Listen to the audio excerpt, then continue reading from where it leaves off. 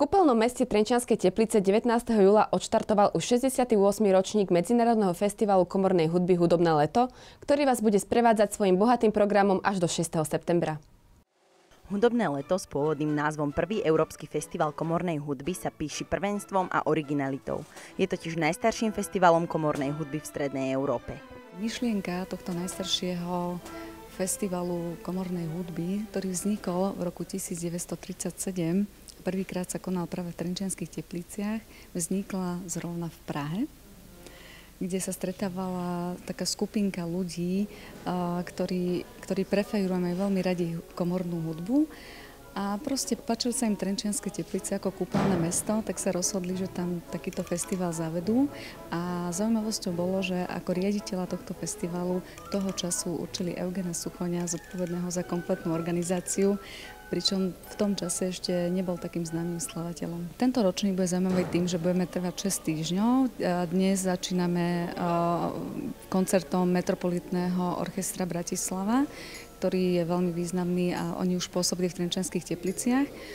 Bude prebiehať približne 16 kultúrnych podujatí, z čoho časť bude zameraná aj na tú komornú hudbu, vážnu hudbu a časť bude zameraná na tzv. Sprievodný program, to znamená aj nejaké tie divadlá a také iné žánre, by som povedala, ktoré majú prilákať aj tú mladšiu generáciu. Na otváracom koncerte tohto hudobného festivalu sa nám v horúcich rytmoch španielskej zarzuely predstavil Metropolitný orchester Bratislava. Dnes sme si vybrali španielský program, to je Zarzuela Gala. Zarzuela je niečo ako slovenská opereta alebo rakúska opereta, ale španielská od španielských skladateľov. Takže veľmi originálne, myslím, že unikátne v tom festivale.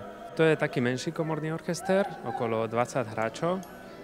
To je výber veľmi dobrých hráčov slovenských z Bratislavy. 20 rokov spievam ako operná spevačka, ako profesionálna opera spevačka. A s tými orchestrom sme spravili jeden koncert vo februári a ten koncert je druhý koncert a je výborný orchester. Som veľmi ráda, že budeme hrať s nimi.